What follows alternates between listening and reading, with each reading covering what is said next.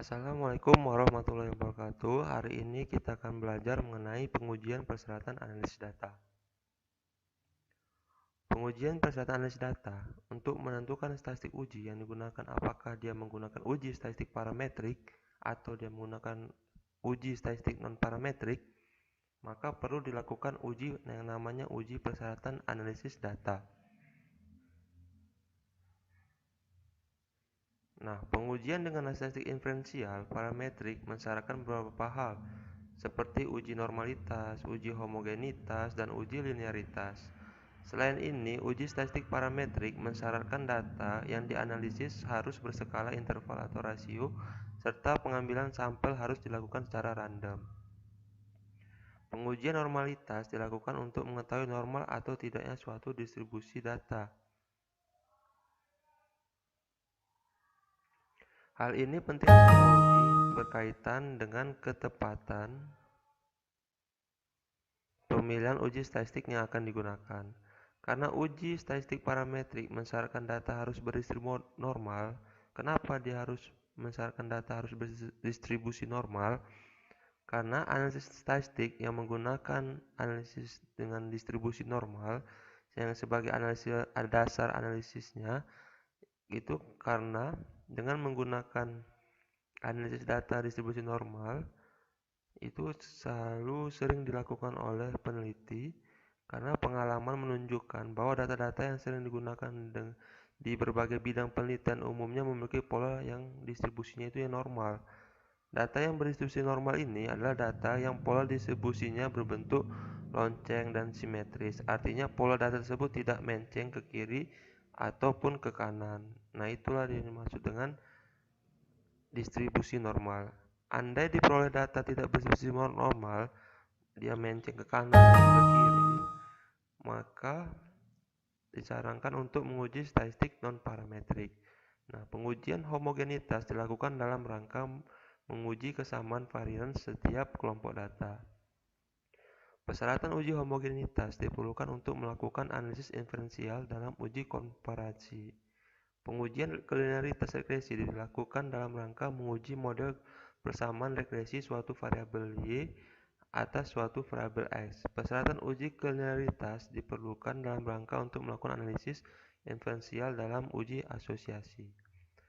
Nah, macam-macam persyaratan analisis data. Yang pertama, pengujian normalitas data. Yang kedua, pengujian homogenitas data. Dan yang satu lagi tentang pengujian linearitas. Kenapa kita tidak membahas tentang pengujian linearitas?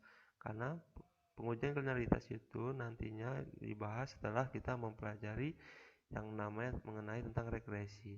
Nah, kita membahas tentang dua ini aja dulu, tentang pengujian normalitas dan pengujian homogenitas data. Nah, uji normalitas adalah uji yang dimaksudkan untuk memperlihatkan bahwa data sampel berasal dari populasi yang berdistribusi normal. Yang kedua, sebelum kita melakukan analisis data dan untuk menentukan uji yang cocok, apakah akan menggunakan uji statistik parametrik atau statistik non-parametrik, maka perlu yang dilakukan yang namanya uji normalitas. Selanjutnya kita akan membahas tentang metode apa saja yang menggunakan uji normalitas data. Nah, metode yang digunakan dalam uji normalitas data itu ada dua. Yang pertama metode Lilliefors, yang kedua adalah metode Chi-Quadrat. Nah, metode Lilliefors adalah uji normalitas data yang dapat dilakukan dengan menggunakan teknik Lilliefors, yaitu memeriksa distribusi frekuensi sampel berdasarkan distribusi normal pada data tunggal atau data frekuensi tunggal. Sedangkan metode Chi-Quadrat atau X-Quadrat atau Chi-Quadrat adalah uji normalitas data dengan menggunakan Chi-Quadrat. X-Quadrat diperuntukkan untuk menguji data dalam bentuk data kelompok pada tabel distribusi frekuensi. Nah, sebelumnya kan kita telah belajar tentang bagaimana membuat tabel distribusi frekuensi kan. Nah, itu coba dipelajari lagi bagaimana cara membuat tabel distribusi frekuensi. Nah, langkah-langkah dalam uji normalitas dengan menggunakan metode Lilliefors. Yang pertama itu harus menentukan hipotesisnya. Hipotesisnya terbagi dua, H0 dan HA, atau HA itu bisa juga disebut dengan H1, itu sama artinya. H0 itu adalah sampel random berasal dari populasi normal yang rata-rata dan standar deviasinya itu tidak diketahui. Sedangkan HA atau H1 Itu adalah distribusi data populasi yang tidak normal. Kedua, menghitung angka baku dari masing-masing data X. Nah, yang pertama kita urutkan data sampel dulu dari yang terkecil hingga terbesar. X1, X2, X3 sampai dengan Xn, itu harus kita urutkan dulu. Yang kedua, hitung nilai min dan standar deviasinya. Cara kita untuk menghitung nilai minnya, karena data yang pada uji Lilliefors ini menggunakan data tunggal, seperti yang dijelaskan di atas tadi. Ini uji Lilliefors adalah uji normalitas data yang dapat dilakukan dengan menggunakan teknik Lilliefors, yaitu memeriksa distribusi frekuensi sampel berdasarkan distribusi normal pada data tunggal, perlu digarisbawahi pada data tunggal atau data frekuensi tunggal. Nah, untuk menghitung rata-rata pada distribusi pada data tunggal yang lalu pernah kita pelajari, itu rumusnya itu adalah jumlah data per banyaknya data. Nah, pertama kita jumlahkan datanya dulu dibagi dengan jumlah banyaknya data. Kemudian untuk menghitung standar deviasi data tunggal, ini rumusnya akar dari sigma xi dikurang x bar kuadrat per n. Nah, setelah itu kita ketahui bahwa x ini adalah banyaknya data, sigma xi dikurang x bar ini adalah rata-ratanya dikuadratkan. Nah, kemudian dibagi dengan n kurang 1. N ini banyak data dikurang dengan 1. Yang C, menghitung ZI. ZI ini adalah angka bakunya dengan rumus ZI sama dengan XI dikurang X bar per S, di mana XI itu adalah data ke I, X bar itu adalah rata-rata, S itu adalah standar deviasi. Nah, selanjutnya kita tentukan nilai tabel Z. Nah, dilihat dari tabel Z berdasarkan nilai ZI dengan mengabaikan nilai negatifnya. Sebelumnya kita pernah melihat bagaimana cara untuk melihat tabel Z. Nah, di sini kita gunakan lagi pada uji Lilliefors. Yang keempat, menghitung probabilitas angka baku secara kumulatif. Nah, FZI sama dengan P kali Z yang kecil sama dengan ZI.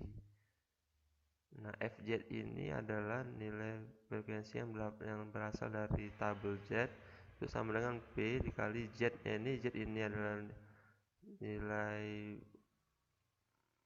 dia itu adalah nilai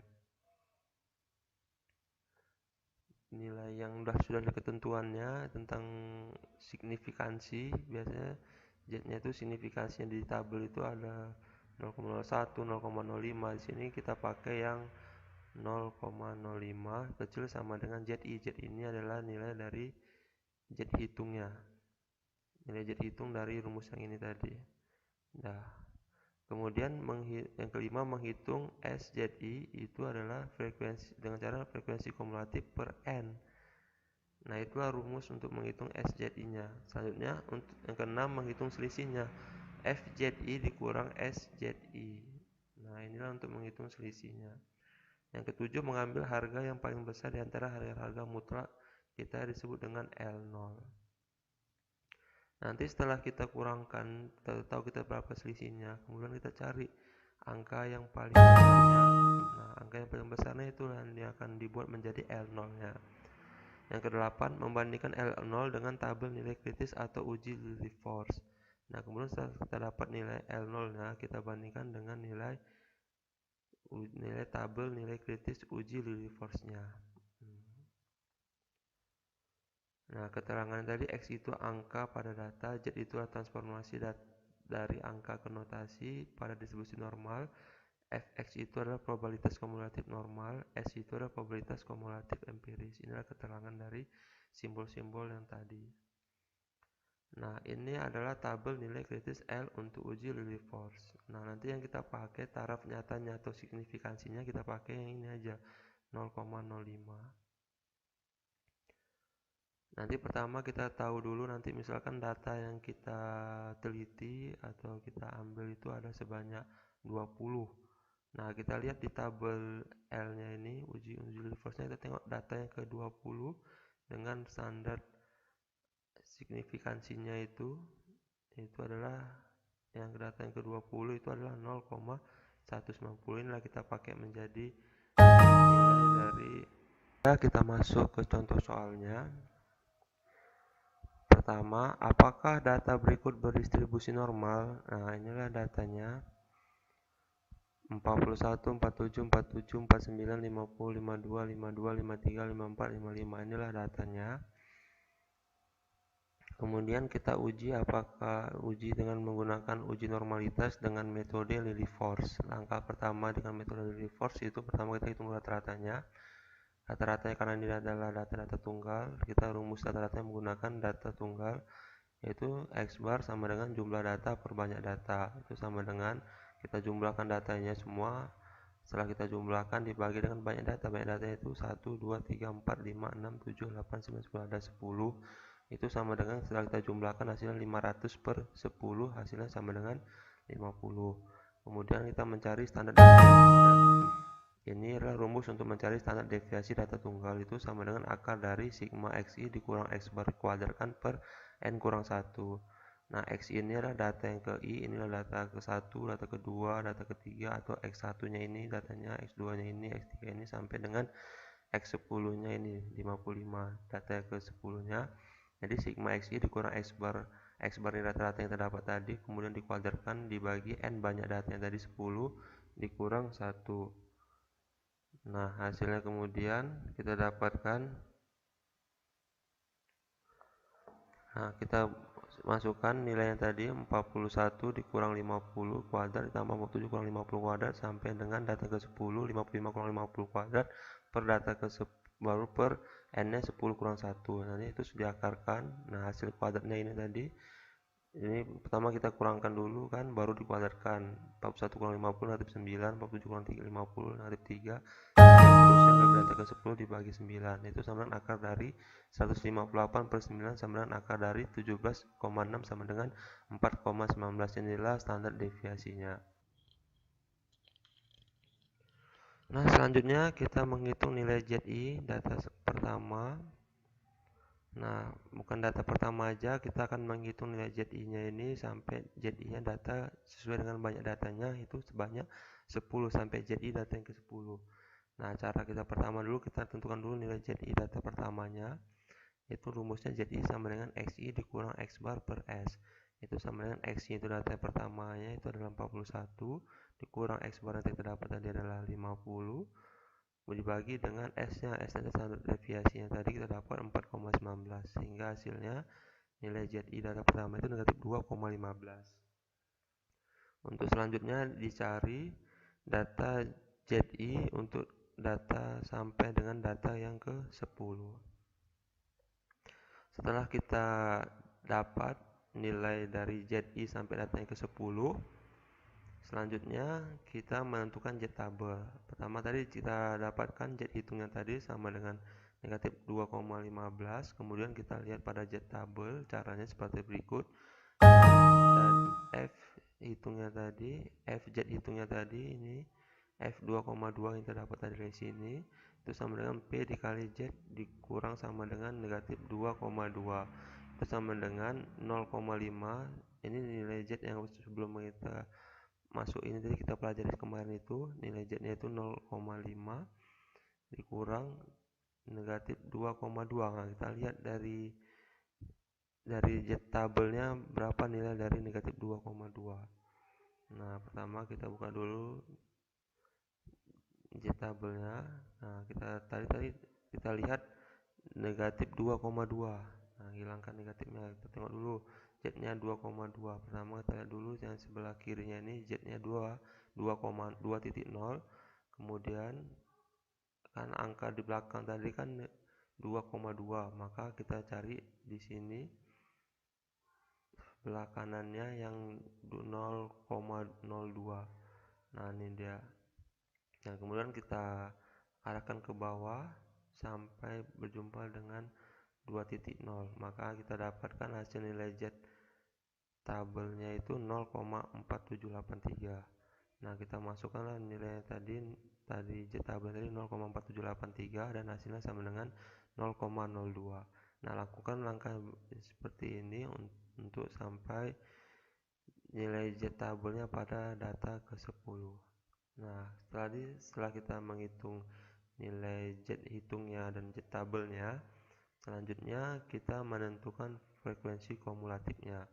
Nah, frekuensi kumulatif adalah jumlah berapa frekuensi pada kelas pada tingkatan tertentu. Nah, caranya tadi kita masukkan tadi data yang kita dapat tadi, terus frekuensinya kita dapatkan tadi.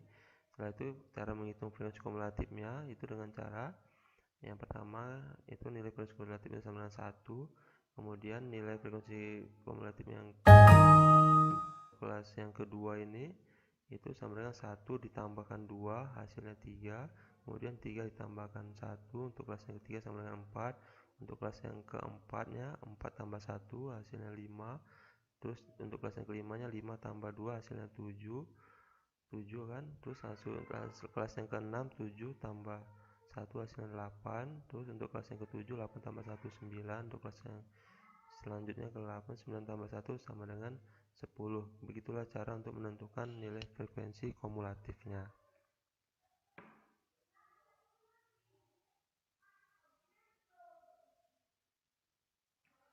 Selanjutnya kita menentukan SZ, proporsi nilai Z dari banyak data. Caranya rumusnya SZI itu sama dengan frekuensi kumulatif yang kita dapat tadi ini dibagi dengan N. N-nya itu adalah banyak datanya. Cara menghitungnya, pertama kita tentukan dulu SZI, Z1 nya sama dengan 1/10, karena tadi kumulatif yang pertama dapatnya 1 per banyak datanya kita tadi adalah 10 dari 0,1, kemudian SZ2 kumulatifnya tadi adalah 3, frekuensi kumulatifnya 3 dibagi dengan 10 0,3, SZ3 dapat frekuensi kumulatif dari 4 dibagi 10 sama 0,4. Nah, lakukan langkah-langkah seperti berikut ini sampai dengan nilai SZ sampai data yang ke-10, SZ10. Selanjutnya kita menghitung selisih. Menghitung selisih itu rumusnya nilai mutlak dari F kali Z1 dikurang SZI.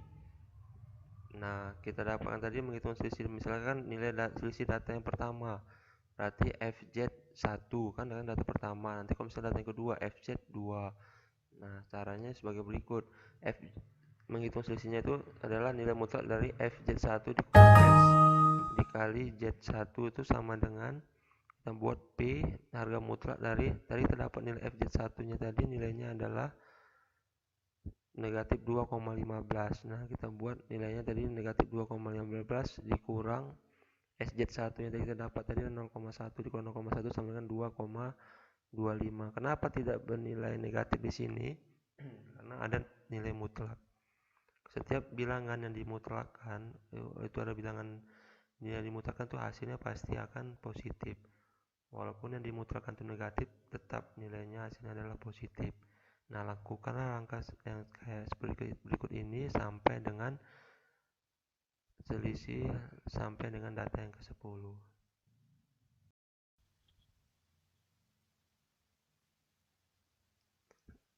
Setelah kita mendapatkan nilai L0 sama 0,12, selanjutnya mencari nilai LT dengan taraf signifikansi 0,05 dengan jumlah datanya itu sebanyak 10.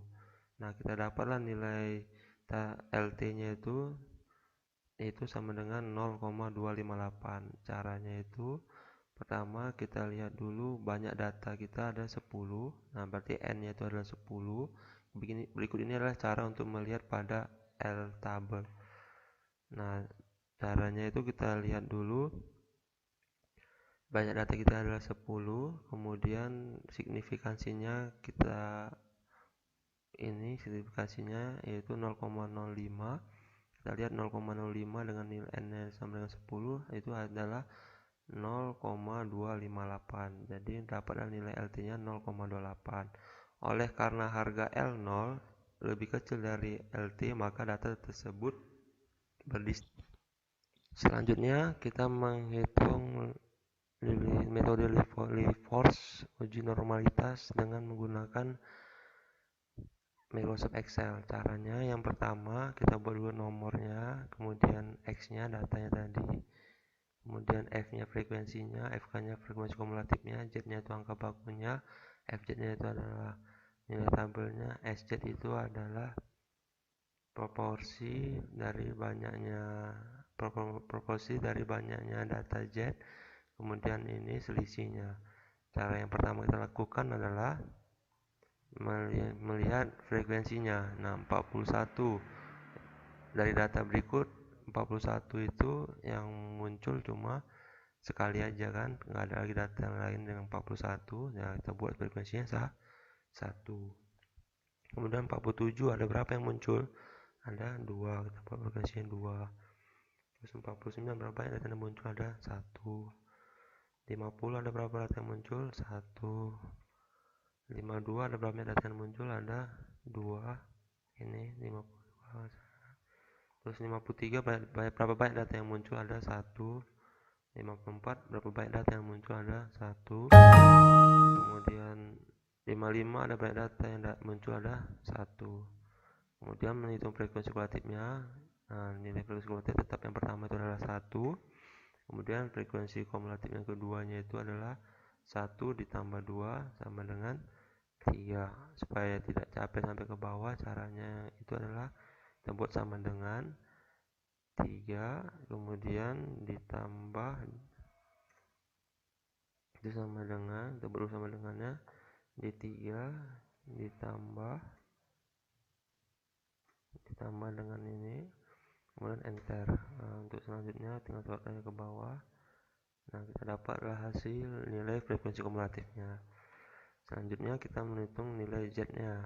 Nah, cara untuk menghitung nilai Z-nya tadi rumusnya ini kan, ZI sama dengan XI dikurang X bar per S. Nah, XI itu kita ketahui tadi nilai XI-nya ini. Nah, ini nilai XI-nya tadi kan. Kemudian X bar-nya kita cari nilai X bar-nya. Kita letakkan pada ujung sebelah kanan ini sama dengan X bar itu sama dengan buka kurung.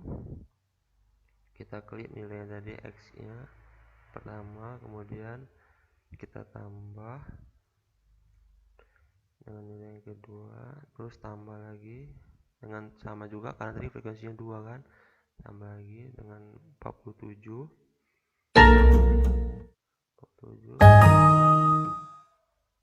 tambah lagi dengan 49 tambah lagi dengan 50 tambah lagi dengan 52.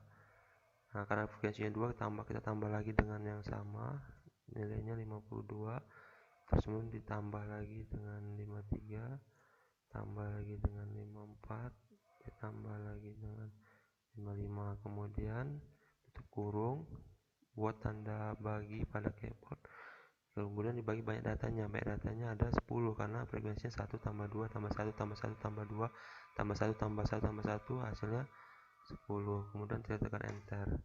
Nah, hasilnya sama dengan 50. Nah, kita dapatlah nilai X bar nya sama dengan 50. Selanjutnya kita menghitung nilai standar deviasinya itu dalam Excel itu sama dengan, kita pilih stdef.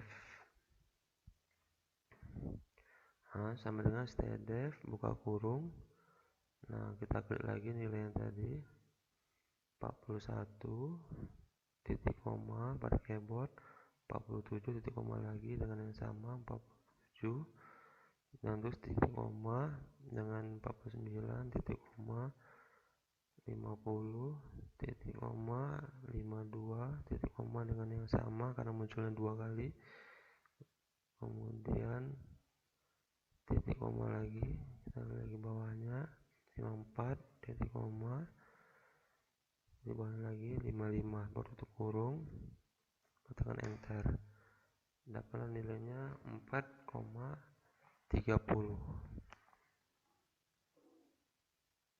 Tapi sih tadi nilai Z-nya tadi nilai standar deviasinya itu 4,19. Berarti ada kesalahan sedikit di sini.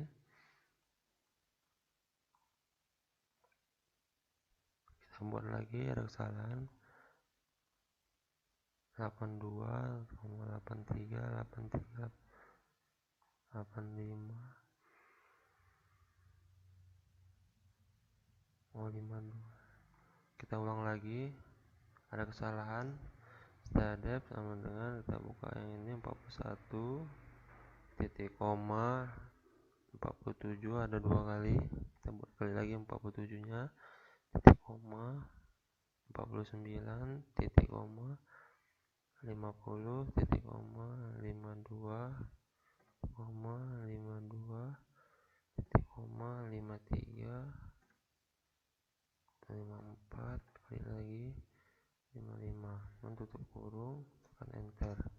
Nah, langsung terdapat nilai dari standar deviasi 4,19. Nah, untuk langsung aja kita buat nilai Z-nya. Z-nya sama dengan, pertama kita lakukan adalah dari XI kurang X bar, berarti XI nya tadi 41. Pertama kita buka kurung dulu, XI kurang X bar kurang X barnya tadi ini 50. Supaya tetap X bar 50, kita buat tanda dolar di depan kuncinya, kemudian tutup kurung, kemudian dibagi dengan S nya, standar deviasinya itu 4,19, kemudian tekan enter. Kita dapatlah nilai Z nya negatif 2,148. Untuk selanjutnya kita tinggal scroll ke bawah aja. Nah, kenapa nilainya jadi seperti ini kalau masuk Excel? Karena nilai kita klik di sini. Nah, nilainya di sini kosong. Nah, supaya nilai ini kita kosong, kita buat aja nilainya ya. Yang kita hapus tadi yang ini. Nah, kita buat sini nilainya 50. Karena tadi rata-rata 50 kan. 50, 50, 50, 50, 50, 50. Dan kemudian ini adalah 4,19, 4,19, 4,19, 4,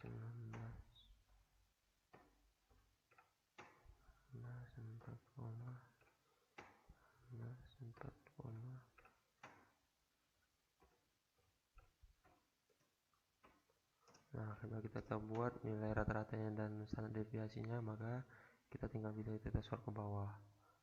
Nah, inilah kita dapat nilai dari nilai Z-nya. Untuk mengecilkannya kita tinggal kurangkan aja koma di belakangnya dengan tekan yang ini, tekan decrease decimal. Nah, langsung dia berkurang 2 di belakang koma kan. Untuk nilai frekuensinya FZ-nya itu menghitungnya itu sama dengan, kita klik sama dengan, kita pilih nomdis, ini nomdis, ketika ini bentuknya nomdis, baru kita buat nilai Z, kita klik Z-nya. Nah, nilai Z-nya kita ulang lagi, sama dengan nomdis,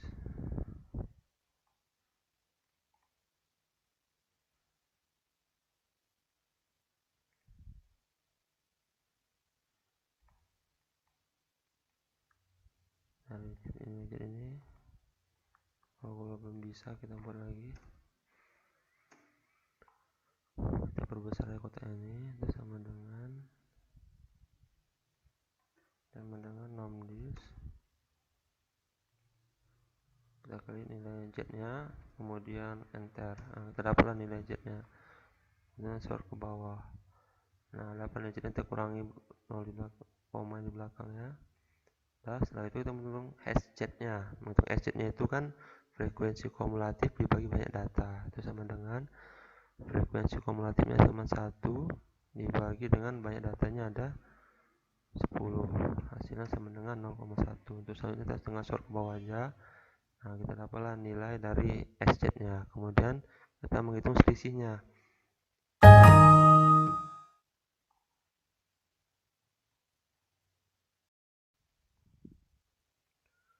Selanjutnya kita menghitung nilai L0. Nilai L0 itu adalah nilai selisih terbesar yang kita dapatkan dari sini. Caranya itu dalam masuk Microsoft Excel itu sama, kita buat sama dengan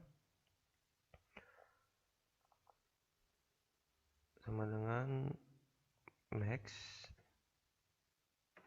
buka kurung, kita sorot, tutup kurung, tekan enter. Nah, nilai terbesarnya itu 0,12, maka L0 nya sama dengan 0,12. Terus kita cari nilai LT nya. Nah, dari nilai LT nya itu adalah nilai Lilih force pada tabelnya. Tadi kan kita dapatkan tadi nilainya tadi dengan menggunakan tabel. Nah, kita dapatlah nilai tadi 0,28. Nah, 0,28. Nah, karena nilai L0 lebih kecil dari nilai LT-nya, nilai pada tabel Lilih force-nya, maka selanjutnya kita masuk pengujian normalitas dengan menggunakan metode C kuadrat pada metode yang kedua. Uji normalitas ini digunakan untuk menguji normalitas data dalam bentuk data kelompokan dalam distribusi frekuensi. Nah, untuk menguji kenormalan suatu data digunakan rumus C kuadrat dengan rumus X kuadrat hitung sama dengan sigma, ini adalah OI dikurang EI dikuadratkan per EI, di mana X kuadrat itu adalah nilai X kuadrat, OI itu adalah nilai observasinya, biasanya nilai observasi itu sama dengan frekuensinya, EI itu sama dengan nilai expected atau harapan. Luasan interval kelas berdasarkan tabel normal dikalikan dengan N, total frekuensinya, PI kali N. Nah, kemudian N ini adalah banyaknya angka pada data atau total frekuensi. Langkah-langkah uji normalitas dengan menggunakan metode C kuadrat. Pertama, kita membuat daftar distribusi frekuensi data kelompok. Ini pernah kita pelajari pada pertemuan sebelumnya. Yang kedua, hitunglah rata-rata data kelompok. Dan ini juga pernah dipelajari pada sebelumnya. Yang ketiga, hitung nilai standar deviasi data kelompok. Yang keempat, buatlah batas nyata tiap interval kelas dan dijadikan sebagai XI, X1, X2 sampai dengan Xn. Nilai XI dijadikan bilangan baku Z1, Z2 sampai dengan Zn, di mana nilai baku Zi ditentukan dengan rumus Zi sama dengan Xi dikurang X bar per S. X ini adalah data yang ke I, kalau X bar ini adalah nilai rata-rata. Terus kemudian S ini adalah standar deviasi untuk data yang berkelompok. Langkah yang kelima, tentukanlah besar peluang masing-masing nilai Z berdasarkan tabel Z pada batas bawah kelas. Nah, kita tentukan nanti besar peluang masing-masing nilai Z-nya berdasarkan tabel. Nanti ada tabel Z pada batas bawah kelas. Nah, kemudian keenam, tentukanlah luas tiap kelas interval dengan cara mengurangi nilai Z batas bawah interval dikurangi nilai Z batas atas interval dalam tanda mutlak. Kenapa di sini dibuat tanda mutlak? Karena luas itu selalu bernilai positif, tidak ada luas itu nilainya negatif. Yang ketujuh, tentukan frekuensi harapan EI dengan cara luas tiap interval dikali dengan banyaknya data. Nah, untuk rumusnya tadi, untuk menghitung dengan cara metode C kuadrat itu rumusnya X kuadrat hitung sama dengan sigma buka kurung OI dikurang EI dikuadratkan per EI. Nah, yang kesembilan, nanti hasil dari X kuadrat hitung ini dijumlahkan. Nah, kemudian yang ke-10, bandingkan jumlah total X kuadrat hitung ini dengan X kuadrat yang kita dapat dengan menggunakan tabel. Apabila X kuadrat hitung lebih kecil dari X kuadrat tabel, maka sampel yang berasal dari populasi yang berdistribusi itu dikatakan normal. Dan ini adalah tabel dari C kuadrat tersebut. Ini adalah DK, derajat bebasnya, kemudian ini adalah taraf signifikansinya, dan ini adalah nilai dari C kuadratnya. Nah, contoh soalnya sebagai berikut. Diketahui data skor 32 siswa dalam menyelesaikan soal-soal matematika pada tryout di suatu bimbingan belajar adalah ini. Dan nilai ini masih bentuk acak, belum dibuat dalam bentuk data kelompok. Maka sebelum kita menyelesaikan soal ini dan menguji normalitasnya, kita buat dulu data ini dalam bentuk data kelompok. Nah, langkah 1, merumuskan hipotesis H0, data berdistribusi normal, HA itu atau H1, data tidak berdistribusi normal. Langkah yang kedua itu menentukan nilai uji statistik. Untuk menentukan tabelnya itu, pertama yang kita lakukan itu tentukan dulu jangkauannya. Jangkauannya itu nilai data terbesar dikurangi data yang kecil. Data yang terbesar adalah 95, dikurangi data yang terkecilnya adalah 32. Nah, kemudian kita dapatlah jangkauannya itu sama dengan 63. Kemudian menghitung banyaknya kelas itu adalah K itu sama 1 ditambah 3,3 log N. Jadi 1 ditambah 3,3 log jumlah datanya itu 32. 1 tambah 4,97 hasilnya 5,97, dan diambil K-nya banyak kelasnya itu sama dengan 6. Dan untuk menghitung panjang kelas itu sama dengan jangkauan dibagi dengan K. K-nya itu adalah banyaknya kelas. Baik. Oke, selanjutnya J-nya itu jangkauannya sama dengan 63 dibagi 6 sama dengan 10,5. Diambil P-nya panjang kelasnya itu sama dengan 11. Kita masukkan data-data tersebut dalam bentuk tabel. Tadi diketahui bahwasanya jangkauannya itu 63, banyak kelasnya itu 6, dan panjang kelasnya itu adalah 11. Nah, inilah kita buat dalam bentuk tabelnya. Data ke 30 ke 40, lalu data 41, 51, 52, 62, 63, 73, 74, 8 sampai 84, 85 sampai 95. Nah, 30 ke 40 itu panjang kelasnya itu adalah 11. 30 ke 40 ke 1,1 panjang kelasnya itu adalah 11. Terus banyak kelasnya itu ada 6, 1, 2, 3, 4. Kemudian ini sudah terdapat di dalam bentuk tabel.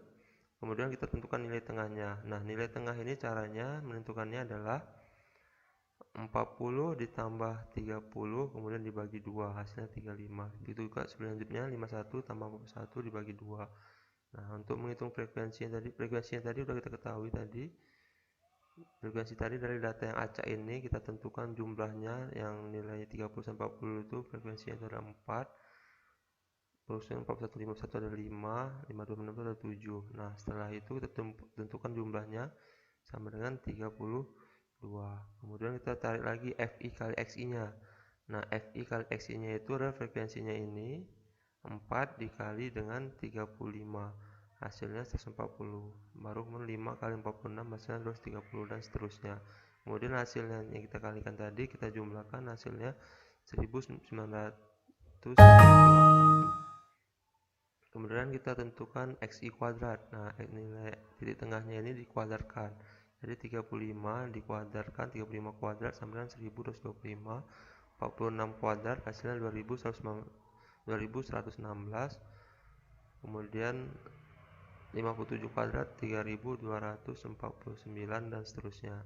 Dan kemudian FI kali XI kuadrat. Nah, nilai FI-nya 4 dikalikan nilai XI kuadratnya 1225. 4 dikali 1225 sama 4900. Nah, baru dapat sigma FI kali XI kuadratnya sama dengan 130.720. Nah, inilah nilai sigma FI kali XI kuadratnya. Selanjutnya kita mencari rata-ratanya. Nah, ini rumus rata-rata untuk data yang berkelompok, yaitu X bar sama dengan sigma FI kali XI per sigma FI. Nah, kita dapat tadi kan sigma FI kali XI-nya sama dengan 1978 dibagi NFI-nya, jumlah frekuensinya, sama dengan 32, hasilnya 61,81. Selanjutnya kita mencari standar deviasinya. Nah, standar deviasi itu rumusnya untuk data berkelompok akar dari sigma FI kali XI kuadrat per N dikurang sigma FI kali XI per N dikuadratkan. Nah, sama dengan akar dari sigma FI kali XI kuadratnya tadi kita dapati jumlahnya 130.720 dibagi N. N-nya itu banyaknya datanya itu adalah 32 dikurang sigma FI kali XI per N. Sigma FI kali XI tadi ini kita dapat 1978 dibagi N. N banyak datanya itu sama dengan 32 kemudian dikuadratkan. Hasilnya itu sama dengan akar dari 264,21 itu hasilnya sama 16,25. Nah, cara seperti ini kan sudah kita pelajari pada materi sebelumnya, cara menentukan rata-rata data berkelompok dan standar deviasi. Nah, selanjutnya kita akan membuat tabel seperti ini untuk pengujian menggunakan G kuadrat. Oke. Nah, selanjutnya untuk mendapatkan tabel seperti ini, kita pertama kali menentukan batas kelas.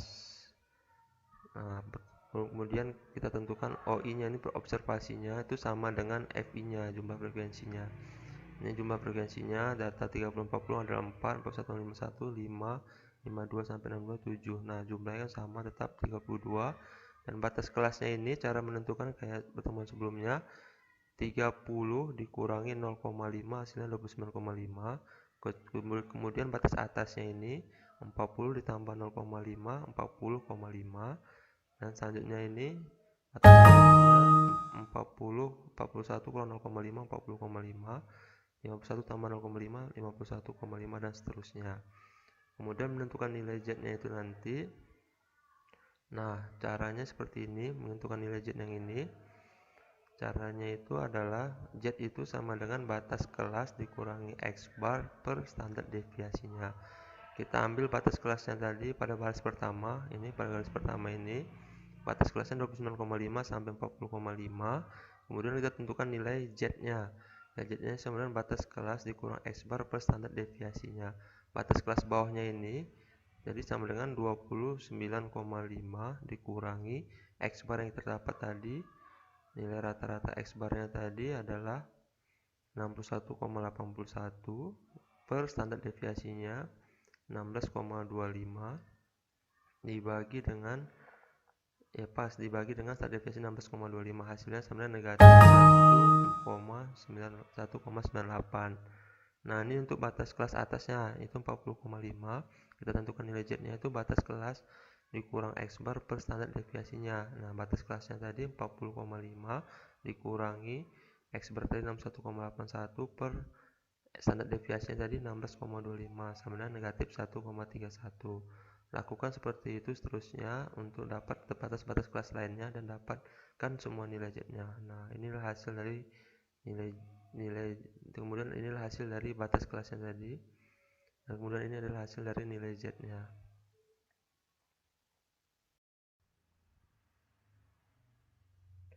Setelah kita menentukan nilai Z-nya, selanjutnya kita menentukan luas tiap kelas interval.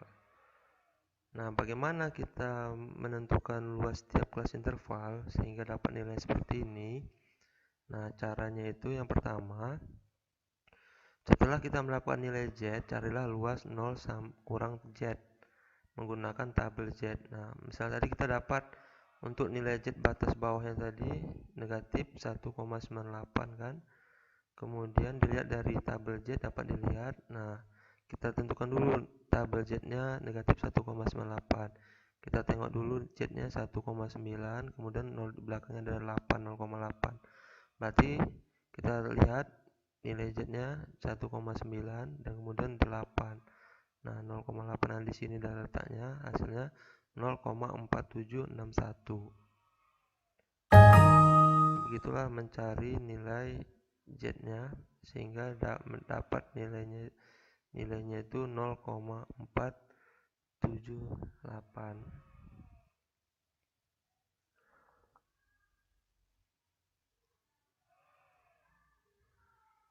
Nah, setelah kita dapat nilainya tadi, kemudian tentukan nilai Z untuk negatif 1,31.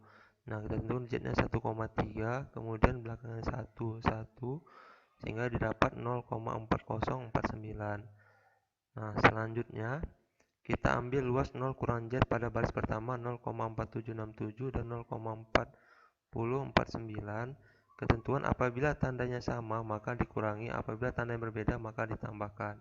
Lanjutkan menghitung luas setiap interval pada baris yang selanjutnya. Ini untuk baris pertama aja. Kemudian baris untuk selanjutnya dapat dihitung sendiri. Nah, sehingga kita dapatkan nanti pada luas baris pertama itu luas tiap kelas interval dikali N atau jumlah responden. Nah, luas tiap kelas interval tadi kita dapatkan tadi nilainya.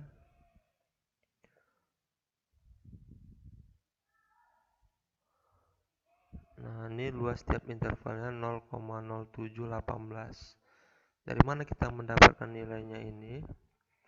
Caranya itu tadi kita dapatkan dari nilainya tadi 0,4761 dan 0,4049. Nah, kita kurangkan nilai dari 0,4761 dikurangi dengan nilai 0,4049 dan nanti hasilnya sama dengan 0,0718. Nah, syaratnya jika tandanya ini sama-sama negatif, maka nilai Z pada batas bawahnya ini dikurangi dengan nilai Z pada batas atasnya. Jika batas bawahnya beda tandanya dengan atasnya, maka nilai Z pada batas bawahnya ini ditambah dengan nilai Z atasnya. Nah, supaya lebih pahamnya, kita buat dulu.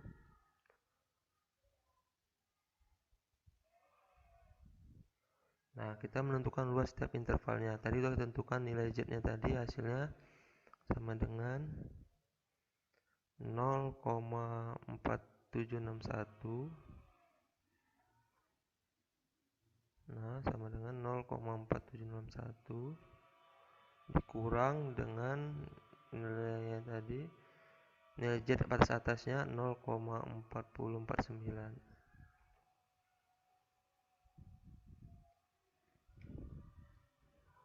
Nah, nanti hasilnya itu sama dengan 0,0718. Nah, lakukan selanjutnya seperti tadi.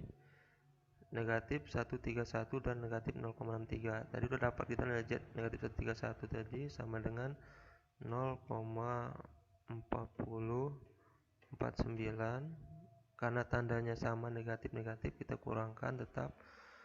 Lalu kita cari nilai Z 0,63. Nah, kita cari nilai Z 0,63. Nah, kita cari nilai Z 0,6 kemudian 3. Berapa hasilnya? 0,2357.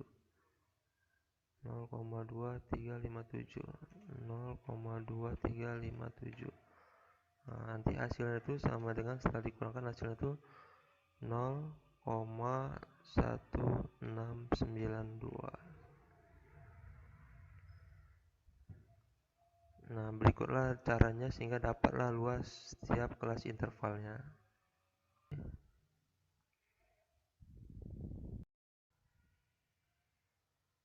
Setelah kita dapatkan nilai dari luas setiap kelas intervalnya, selanjutnya kita menghitung frekuensi harapannya.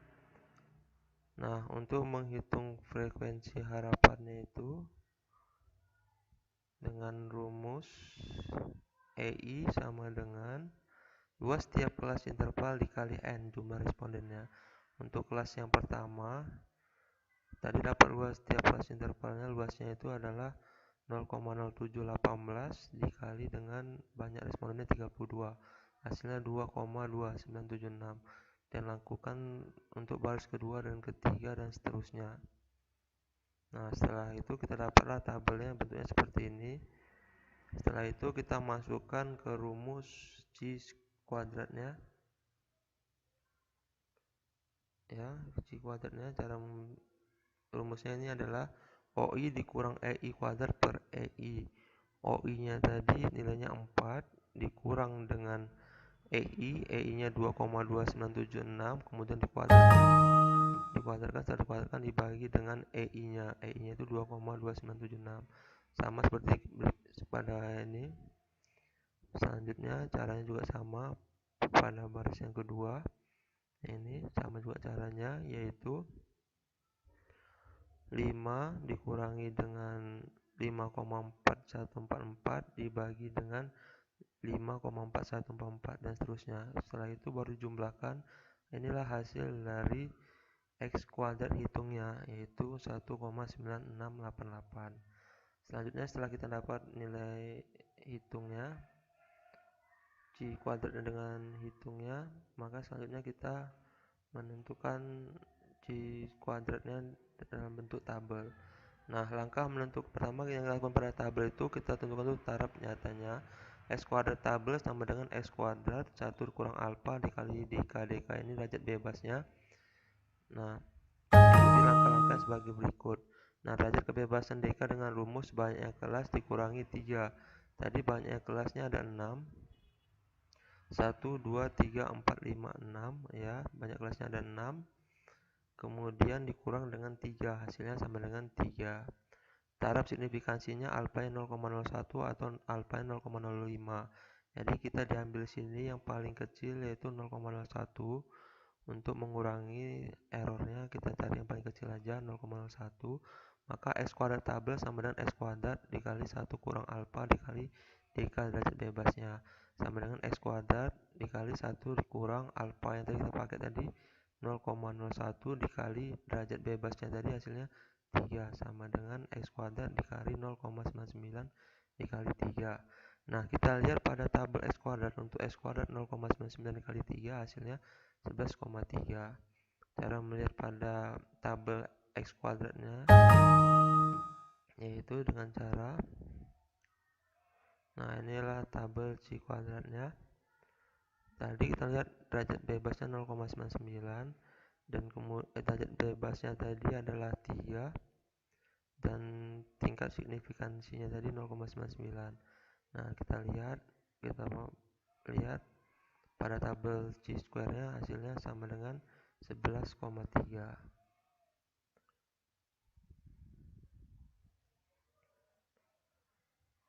Nah, dari kesimpulan ini didapat bahwasanya x kuadrat hitung sama dengan 1,966 dan x kuadrat tabel sama dengan 11,3. Maka di sini H0 diterima. Karena H0 diterima artinya data skor siswa dalam menyelesaikan soal tryout matematika di suatu bimbingan belajar berdistribusi normal. Excel. Cara yang pertama, kita buka Microsoft Excel-nya. Nah, ini Microsoft Excel-nya. Kemudian kita buat tabelnya seperti ini. Ini adalah interval kelasnya, ini X-nya adalah untuk nanti kita hitung nilai tengahnya, FI-nya frekuensinya, FI kali XI kuadrat, lalu FI kali XI kuadrat, dan kemudian ini lagi OI-nya, data observasinya, kemudian batas kelasnya, terus nilai Z-nya untuk batas atas, batas bawah, batas atas, luas OZ-nya, kemudian luas tiap kelas intervalnya, baru frekuensi yang diharapkan. Nah, yang pertama yang kita lakukan adalah kita tentukan dulu nilai tengahnya. Nah, untuk menghitung nilai tengahnya itu kita buat sama dengan buka kurung data bawahnya ditambah dengan atasnya, kemudian dibagi dengan 2, hasilnya sama 35, kemudian sorot ke bawah. Nah, FI nya tadi sudah kita ketahui, nilai FI nya tadi frekuensinya itu sama dengan 4, 5, 7, 8, kemudian 5, kemudian 3. Kemudian kita kalikan FI kali XI. Nah, kita kalikan FI kali XI. Nah, kita buat sama dengan kita kali FI nya dikali, pertama kita buka kurung dulu, dikali dengan XI nya. Nah, kita dapat hasilnya sama dengan 140. Kemudian begitu juga sampai selanjutnya. Nah, ini kita tentukan dulu jumlahnya tadi sama dengan sum, buka kurung, kita sorot, kemudian kita pastikan, dan ini juga sama dengan sum, buka kurung, kemudian sorot. Nah, setelah kita dapat nilainya, selanjutnya kita buat menentukan x kuadratnya. Nah, cara menentukan x kuadratnya itu sama dengan buka kurung, x-nya kita klik dulu pertama, kemudian buat tanda topik yang di atas, baru dikuadratkan. Nah, kita dapatlah nilai dari x kuadratnya, sorot ke bawah. Nah, ini baru kemudian FI kali XI kuadrat. Nah, itu sama dengan FI nya frekuensinya tadi FI dikali dengan, pertama buka kurung dulu, FI dikali dengan XI kuadratnya ini, baru tutup kurung, dapat kita 4900 sorot ke bawah. Kemudian ini untuk menghitung jumlahnya sama dengan sum, baru kemudian disorot, tutup kurung. Nah, dapat hasilnya 130.720, sama seperti yang tadi kita dapat. Kemudian kita hitung rata-ratanya. Nah, menghitung rata-rata itu sama dengan buka kurung sigma FI kali XI. Nah, sigma FI kali XI nya ini kemudian dibagi dengan sigma FI nya. Nah, banyak FI nya, frekuensinya. Nah, kemudian enter, dapatlah hasilnya 61,8125. Kemudian untuk menghitung standar deviasinya, pertama yang kita lakukan itu sama dengan, kita tentukan dulu sigma FI kali XI kuadratnya. Jadi berapa hasil sigma FI kali XI kuadratnya ini, kemudian dibagi dengan N nya, dibagi N nya sama dengan 32. Nah, kita dapat hasilnya 4085.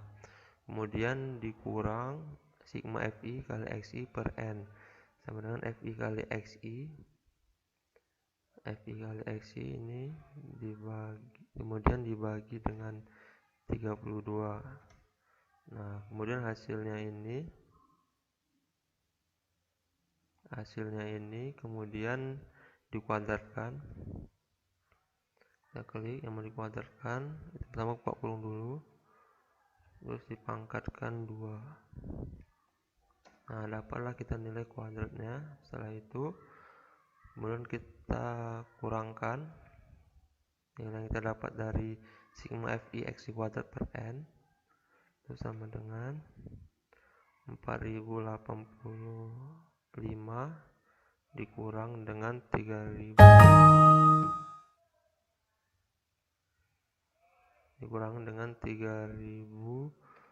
yang ini, kita kurangkan yang bawahnya ini, hasilnya sama dengan 264,215. Karena ada bentuk akar, kita buat akarnya sama dengan, kalau bentuk akar dalam Excel kita buat SQRT, bunyi bentuknya. Kemudian kita klik apa yang mau diakarkan, kemudian enter, dapatlah nilainya 16,25. Dan kita dapatlah standar deviasinya ini 16,2547.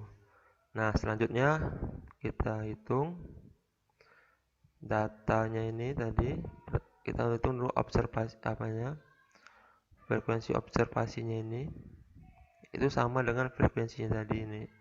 Kita buat lagi 4, 5, 7, 8, 5, 3. Nah, setelah kita membuat data observasinya tadi jumlahnya berapa, kemudian kita buat batas kelasnya. Nah, batas kelasnya tadi batas bawahnya 30. Untuk menghitung batas bawah kelasnya ini, caranya batas kelas bawahnya ini dikurangi dengan 0,5. Jadi sama dengan 30 dikurangi dengan 0,5. Nah, hasilnya 29,5. Nah, tinggal sorot ke bawah aja. Kemudian untuk batas kelas atasnya sama dengan 40 ditambah dengan 0,5. Nah, dapat 40,5 dan sorot ke bawah aja. Nah, selanjutnya kita menentukan nilai Z batas. Kita selanjutnya menentukan nilai Z-nya.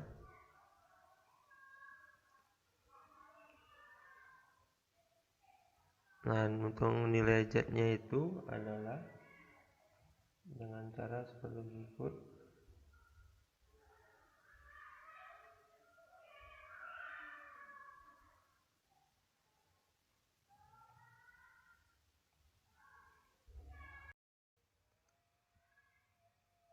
Selanjutnya kita menghitung nilai Z untuk batas bawahnya dan untuk batas atasnya. Caranya itu seperti yang tadi, menurut Z-nya batas kelas dikurang X bar per standar deviasi. Nah, kita buat dalam bentuk Excel seperti ini, sama dengan, kita lihat dulu batas kelas bawahnya 29,5. Pertama kita buka kurung dulu, 29,5 dikurang dengan X barnya, rata-ratanya tadi terdapat ini, kemudian tutup kurung, kemudian dibagi dengan standar deviasinya. Nah, standar deviasinya dapat ini, kemudian enter. Nah, kita dapatlah nilai Z untuk batas bawahnya, dan untuk selanjutnya tinggal kita scroll ke bawah saja. Nah, karena ini enggak sama dia, maka caranya kita klik dulu ini, kemudian tentukan tadi letaknya tadi.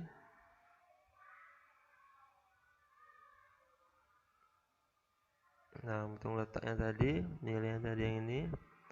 Nah, enggak tepat pada rata-ratanya, ini adalah B10.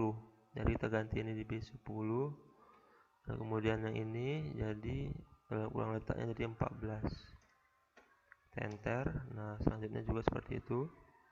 Ini B10 dan ini C14. Ini juga sama, B10 dan ini adalah C14. Dan ini juga sama, B10 dan ini adalah C14. Dan selanjutnya ini sama, ini B10 dan ini adalah C14.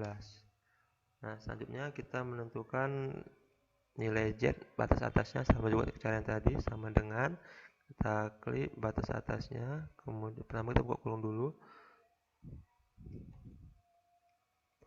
kemudian dikurang dengan nilai rata-ratanya, tutup kurung, dibagi dengan standar nilai dasar deviasinya. Nah, kita scroll ke bawah. Nah, masih ada yang salah, kita juga sama, kita buat ini jadi B10 dan ini adalah C14. Dan juga sama, ini B10 dan ini C14. Nah, ini juga sama, B10 dan ini adalah C14.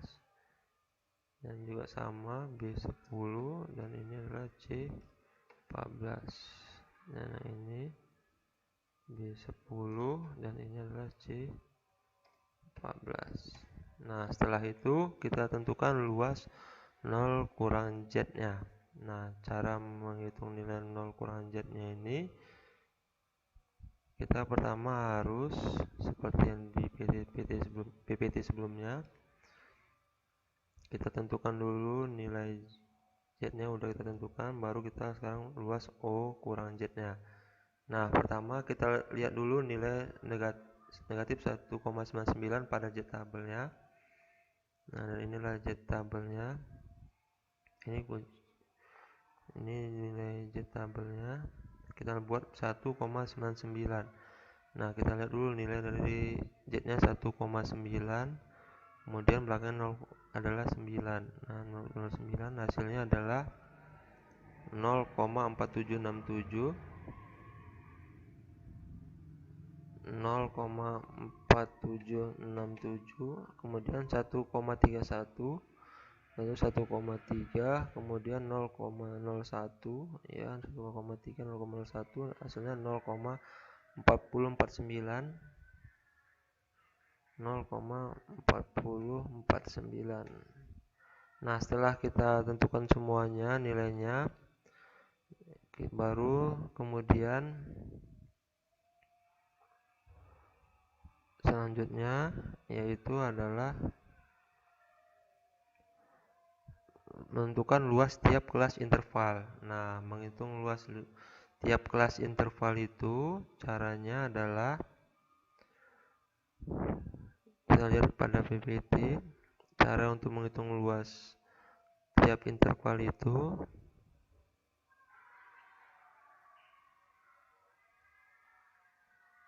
pertama yang dilakukan itu adalah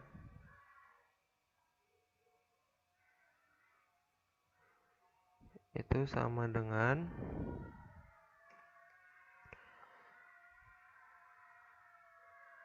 nilai yang ada nilai Z pada batas bawahnya. Setelah kita cari luas nilai OZ yang batas bawahnya kita ketahui, dikurangi batas atasnya. Nah, caranya seperti ini.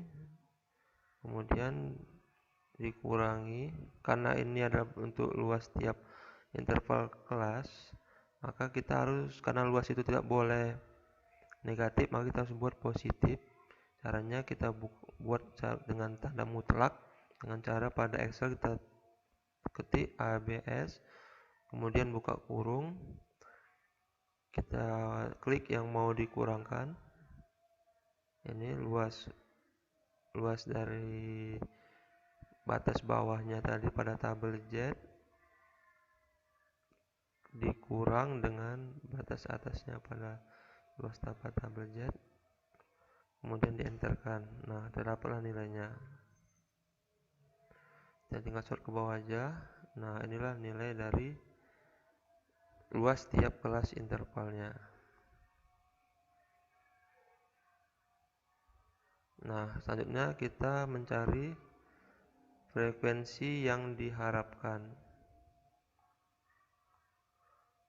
Nah, untuk mencari frekuensi yang diharapkan, caranya itu adalah nilai luas tiap kelas dikali dengan jumlah semuanya, jumlah frekuensinya atau jumlah datanya ada 32. Nah, dapatlah frekuensi yang diharapkan. Ke bawah. Nah, dapatlah nilai frekuensi yang diharapkan. Baru selanjutnya kita masukkan rumus yang ini tadi. Nah, kita dapatkan rumusnya. Nah, rumus dari uji kuadratnya itu adalah OI dikurang EI kuadrat per EI. Nah, cara Excelnya caranya sama dengan buka kurung, OI nya tadi kita ketahui, ini frekuensinya, data observasinya, dikurang dengan EI, baru kemudian dikuadratkan. Nah, dapat hasilnya sekian, 2,8982. Kemudian dibagi lagi dengan EI nya, kemudian enter. Nah, dapatlah kita nilainya. Kita scroll ke bawah. Nah, selanjutnya kita tentukan jumlahnya ini sama dengan sum, buka kurung. Nah, kita sorot, kemudian enter. Dapatlah nilainya ini. Tadi ada kesalahan sedikit.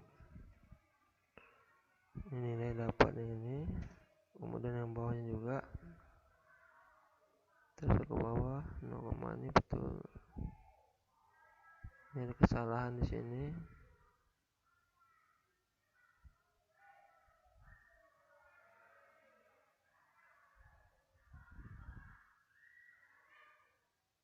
D19 dikurang L19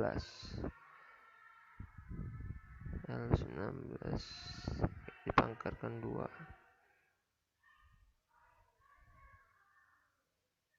Ini ada kesalahan. Kita buat lagi rumusnya sama dengan OI nya ini, kita buka kurung dulu,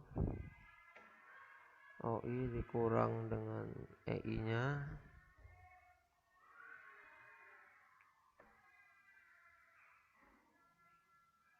Ini ada kesalahan di sini.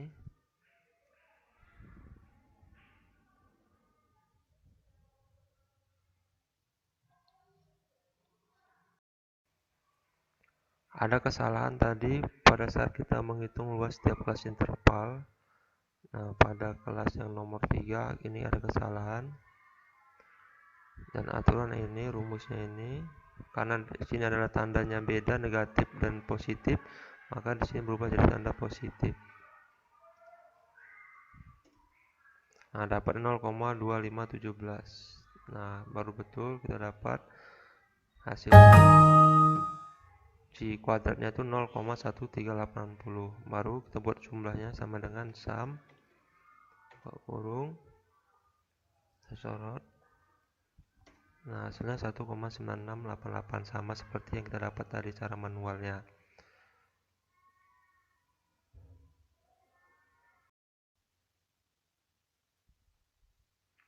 Baiklah, kita masuk ke materi selanjutnya mengenai uji homogenitas. Pengujian homogenitas data itu dapat dilakukan dengan dua rumus. Yang pertama menggunakan rumus Fisher dan rumus Bartlett. Nah, yang pertama kita bahas dulu tentang uji Fisher. Pengujian homogenitas dengan uji Fisher atau disingkat dengan F dilakukan apabila data yang akan diuji hanya ada dua kelompok data atau sampel. Uji F dilakukan dengan cara membandingkan varian data terbesar dibagi dengan varian data terkecil. Berikut adalah prosedur pengujian homogenitas data. Nah, yang pertama menentukan taraf signifikan, misalkan alfanya sama dengan 0,05. Untuk menguji hipotesis, maka H0-nya itu ini adalah lambang dari varian 1 sama dengan varian 2 itu datanya adalah homogen karena sama. Kemudian H1-nya itu varian satunya tidak sama dengan varian 2-nya, maka dikatakan tidak homogen. Nah, kriteria pengujian terima H0 jika F hitung lebih kecil dari F tabel. Tolak H0 jika F hitung lebih besar dari F tabel. Nah, yang kedua, menghitung varian tiap kelompok data dengan rumus S kuadrat sama dengan sigma X kuadrat dikurang sigma X pangkat 2 per N lagi. Nah, X kuadrat ini adalah jumlah dari data itu, kemudian dikuadratkan. Dan ini dikurang sigma X-nya ini adalah jumlah data, dan itu kemudian dikuadratkan per N ini adalah banyaknya data. Nah, tentukan nilai F hitung, yaitu dengan rumus F hitung sama dengan varian terbesar dibagi dengan varian terkecil. Yang kedua, tentukan nilai F tabel untuk taraf signifikansi A, DK ini derajat kebebasan. Derajat kebebasan itu derajat kebebasan pembilang sama dengan NA kurang 1 dan derajat kebebasan penyebut NB kurang 1. Dalam hal ini NA banyak data kelompok varian terbesar atau pembilang dan NB itu banyak data kelompok varian terkecil atau penyebut. Yang ketiga, membandingkan nilai F hitung dengan nilai F tabel, yaitu jika F hitung lebih kecil dari F tabel, maka H0 diterima. Jika F hitung lebih besar dari F tabel, maka H0-nya ditolak. Nah, langsung saja kita ke contohnya. Lakukanlah pengujian homogenitas data sebagai berikut. Nah, kita buat dulu seperti ini. Ini ada nomornya dalam bentuk tabel, ini pretestnya, ini posttestnya. Ini nilai pretest awal siswa, ini nilai posttest awal siswa. Nah, perhitungan varian dari data pretest itu kita hitung pertama kali, yaitu X kuadrat dari nilai X-nya. Nilai X data pertama kuadrat dari 40, 576. Kuadrat dari 48, 576. Oh, ini kuadrat dari X ini adalah 1600.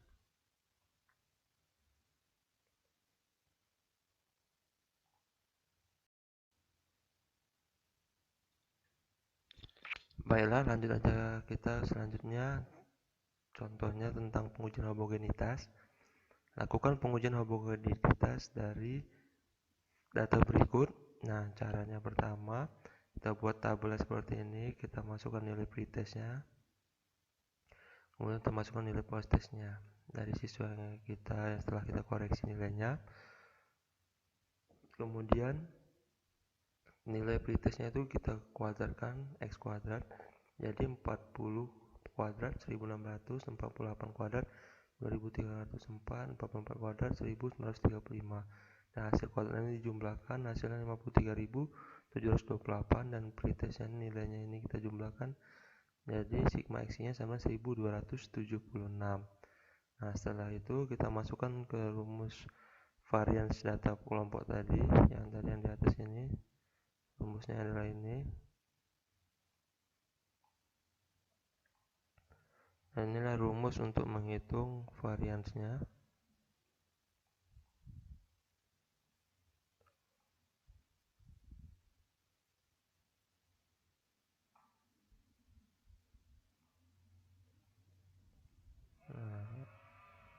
Ini adalah rumusnya. Variannya sama dengan sigma X kuadrat dikurang sigma X kuadrat per N dibagi lagi N. Nah, kita dapat tadi sigma X kuadratnya sama dengan 53.728. Yang dari sini kita jumlahkan tadi X kuadratnya, kemudian dikurang sigma X-nya. Sigma X-nya kita dapat dari 1276 dipangkatkan 2 per banyak datanya itu sama dengan 32 per lagi banyak data lagi 32. Hasilnya 53.728 dikurang 50.080,5 per 32, hasilnya 88,98. Nah, selanjutnya kita hitung nilai varians data prosesnya. Sama seperti sebelumnya dengan data pretestnya, kita tentu dulu X kuadratnya. Kuadrat dari posttestnya 60 kuadrat sama 3600, 72 kuadrat 5184. Kemudian hasil dari X kuadrat yang kita jumlahkan, hasilnya 162.840, dan nilai data X-nya ini posttestnya itu terjumlahkan hasilnya 2264. Nah, selanjutnya kita hitung nilai varians dari proses tersebut. Nah, X kuadrat sama dengan sigma X kuadrat. Jadi sigma X kuadratnya tadi 160.840 dikurang 2264 nilai sigma X-nya 2064 per banyak data 32 per 32 sama dengan 162.840 dikurang 160.178 per 32, hasilnya 83,18. Berdasarkan harga-harga di atas, maka dapat dihitung harga F hitung sama sebagai berikut. Nilai harga varian terbesar dibagi dengan nilai varian terkecil, sehingga didapat 1,06. Itulah nilai dari F hitungnya. Kemudian membandingkan harga F hitung dengan harga F tabel.